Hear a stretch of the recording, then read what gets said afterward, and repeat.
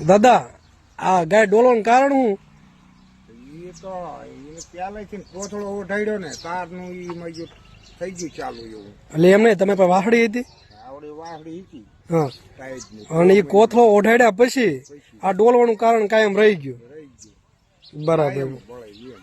હા હા ઈ આવડી ગઈ હતી ને 6 મહિનો હતો હા. મારે એમ કે લાઈન ઓઢાડ્યો ને મજૂર ચાલુ થઈ ગયું. આમ જયારે નીંદ ખાતી હોય તો ડોલક નો ડોલે ના તો ન ડોલે, નીંદ પડી હોય ત્યાં ન ડોલે, બરાબર નીંદ પડી હોય ત્યાં સુધી નો ડોલે ફરવા જાય ને તોય ન ડોલે, તો આખો દી ન ડોલે બાજુ.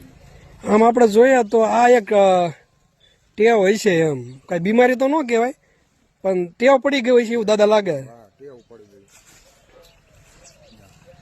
ગઈ, આજીવન થઈ ગયું એને હવે.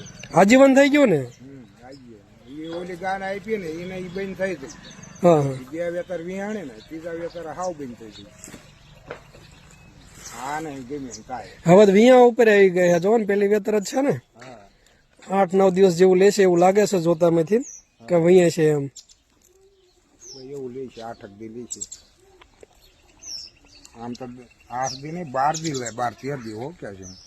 ના ના ગાયમાં છે ને 9 મહિના માથે 9 દિવસ આ તે અને એમાં થોડુંક આગુ પાછું થાય કોઈ સારું હચવાયેલું ઢોરું હોય તો કદાચ માથે બીજા 2-5 દી લે એમ પણ આમ 9 મહિના 9 દિવસ જેવું ખરું એમ 6 તારીખે જે થાય છે 9 મહિના તો 2800 સદકા પીર એટલે આમ થાય નકર 8 હા હા સદકા પીર 2800 જો જો આ ડોલે છે ને જો